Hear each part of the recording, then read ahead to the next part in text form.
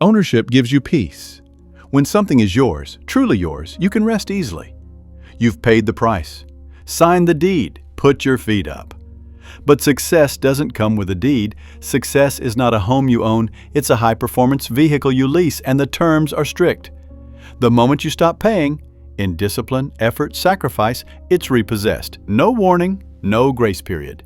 Yesterday's payment doesn't cover today, and today won't cover tomorrow. The rent is due daily without exception. Success is temporary, unless you keep earning it. You can have a breakout year, a meteoric rise, a shining moment that etches your name into history, but success is not sentimental.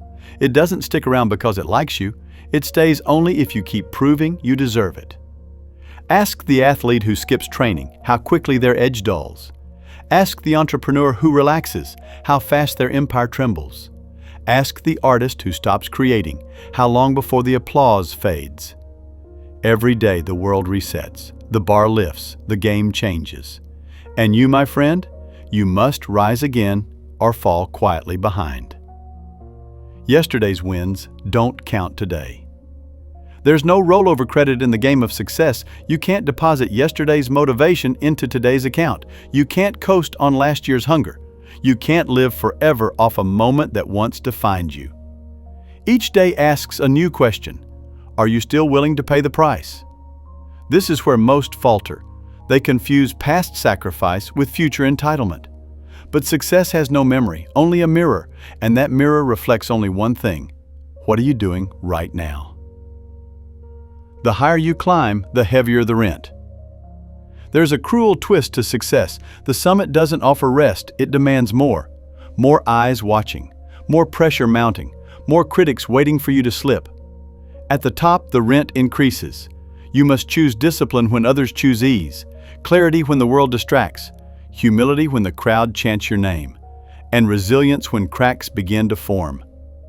The higher you rise, the less room you must fall. Fitness is the perfect mirror. Do 100 push-ups once and you'll feel sore. Do them daily and you'll grow strong. But stop altogether, the strength fades quickly. Success is no different.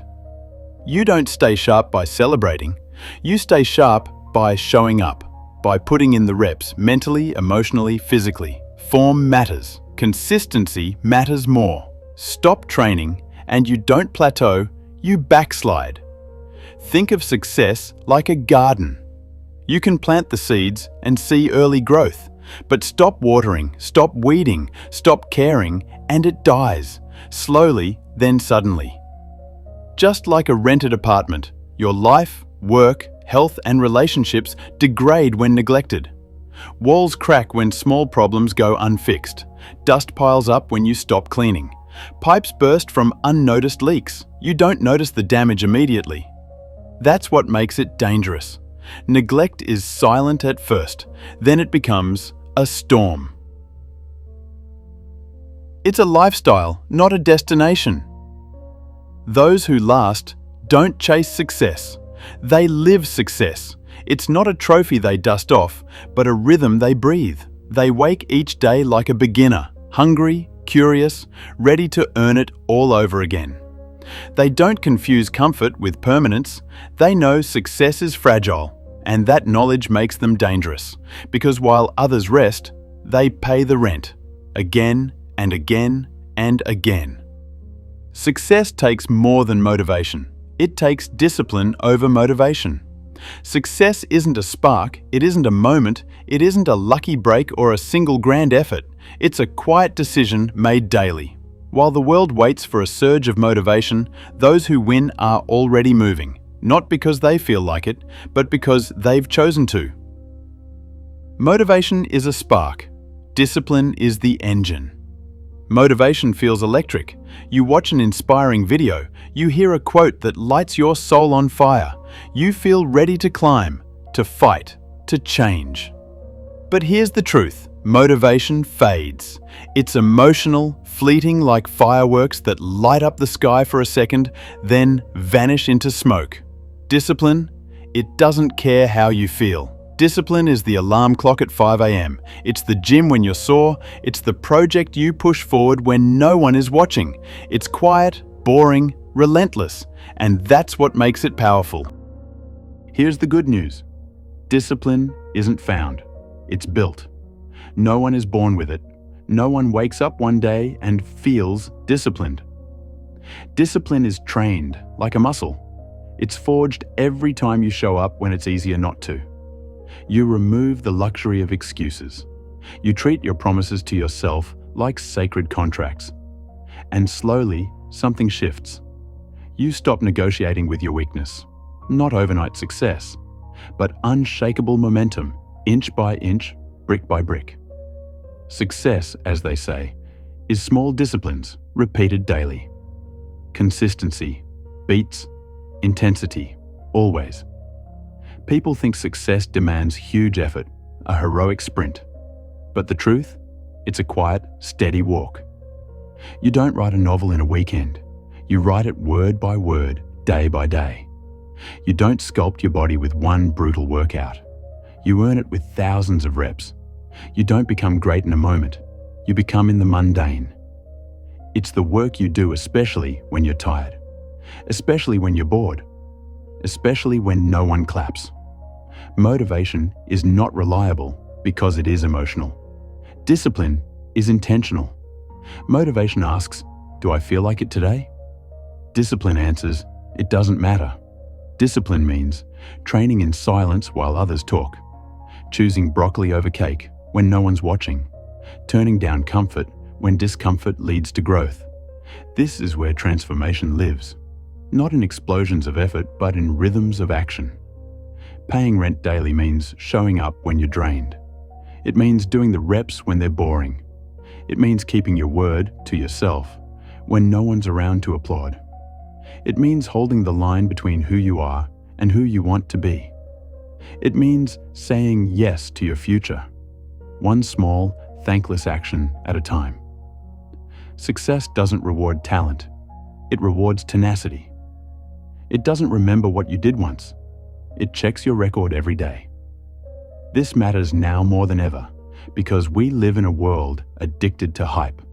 We glorify hustle when it's trending. We worship the big launch, the viral clip, the overnight sensation. But real success is silent. It's earned in early mornings, built in late nights, forged in boredom, strengthened in solitude. Success belongs to those who grind in silence, improve without permission, outlast the impatient. Sustainable success requires maintenance. Entrepreneurs fail when they stop innovating. Markets evolve. Customers change. New competitors are always on the horizon. Yet too many businesses cling to what used to work.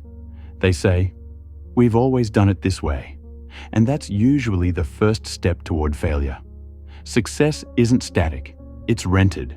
And innovation is the rent you pay to stay in the game. Just look at Nokia and BlackBerry, once giants, now cautionary tales.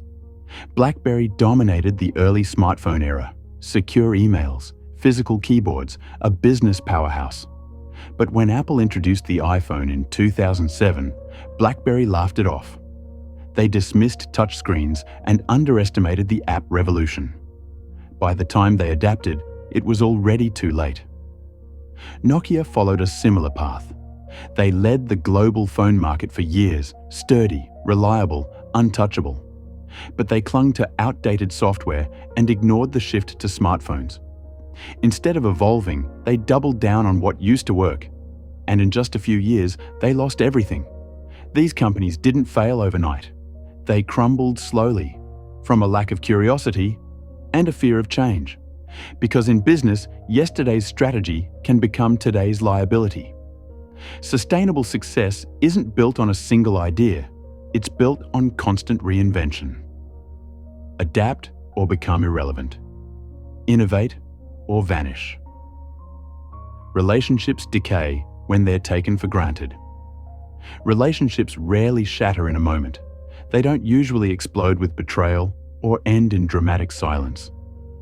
More often, they erode slowly, quietly, under the weight of neglect. Not abuse, not cruelty, just the simple, devastating absence of effort. Because love doesn't live in memories, it lives in moments. It breathes in the now. And when you stop showing up in the present, love begins to wither, no matter how deep the past was. Connection is not a finish line. You don't win someone's heart and then retire. Like a flame, it needs oxygen.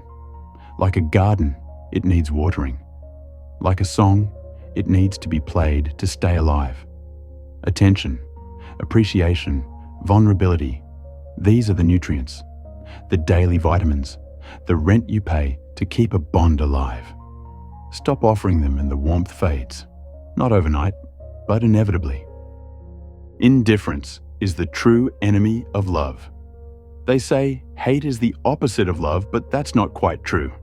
Hate still shows energy, attention, a kind of twisted connection. The true opposite of love is indifference, not caring, not noticing, not trying. That's what truly kills intimacy, not the presence of conflict, but the absence of effort. It's not yelling matches that destroy love. It's forgetting to ask how their day was.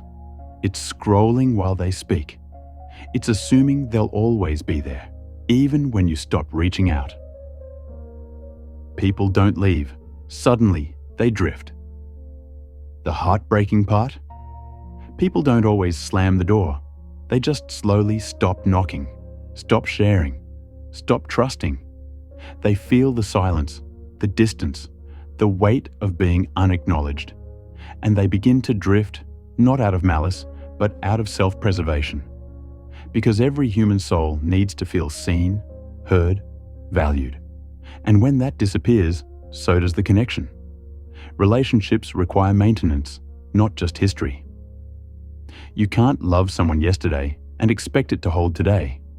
You can't rely on anniversaries, old photos, or remember when to sustain something that's starving in the present. Love is not a relic. It's a rhythm. It requires showing up, saying thank you, admitting when you're wrong, checking in, not just when there's a problem, but because you care. The uncomfortable truth is that people feel when they've become invisible. They feel when they're no longer prioritized. They feel when love becomes assumption. And once they feel it long enough, they start to let go. So, if you want your relationships to last, not just survive, but thrive, don't just remember to love them. Remember to show it. Every day. In small ways. Because love, like anything alive, only survives when you feed it. Success is rented, and the rent is due daily. This is more than a motivational quote. It's a universal principle. Across disciplines, cultures, and centuries, the greatest individuals didn't just chase success. They treated it like a sacred responsibility that must be earned anew every day. They knew you can't cram for greatness. You can't own mastery. And you never arrive unless you keep showing up. Success is never truly owned. It's rented. And the rent is due every single day. It isn't a trophy that sits permanently on your shelf. It's a fleeting state, one that remains only as long as you're willing to earn it again and again. The world's most iconic figures across sports, business, art, science, and civil rights understood this truth. They didn't just chase greatness once. They built lives around sustaining it through quiet, relentless discipline. James Clear captured it perfectly. You do not rise to the level of your goals. You fall to the level of your systems. Dreams might ignite the journey, but it's the small, consistent habits repeated long after the excitement fades that create lasting success. Motivation is the spark. Systems are the fuel. In the end, you don't get what you wish for. You get what you repeat. Muhammad Ali embodied this with painful honesty. I hated every minute of training, he said. But I said, don't quit. Suffer now and live the rest of your life as a champion. Behind every dazzling victory was a trail of unseen suffering, early morning runs, lonely workouts, sacrifices made far from the spotlight. The fight is won or lost far away from witnesses, he added. The ring didn't make Ali a champion. It revealed the one he had already become through years of invisible effort. Michelangelo, centuries earlier, echoed the same sentiment. If people knew how hard I worked to gain my mastery, it would not seem so wonderful at all. His genius wasn't a gift. It was the result of daily, grueling labor. For 4 years, he painted the Sistine Chapel ceiling lying on his back, paint dripping into his eyes, body aching, soul driven not by comfort, but by purpose. What we call brilliance was born of solitude, repetition, and pain, not inspiration alone. Thomas Edison's legacy tells a similar story. Though remembered for inventing the light bulb, he endured over 1,000 failed attempts. Genius is 1% inspiration and 99% perspiration, he said. Edison didn't wait for breakthroughs. He worked until they happened. 20-hour days, sleeping in his lab, embracing failure as part of the formula. He didn't discover the light bulb. He earned it. One test, one mistake, one day at a time. Warren Buffett, one of history's most successful investors, pays a different kind of rent: intellectual discipline. The more you learn, the more you earn, he said.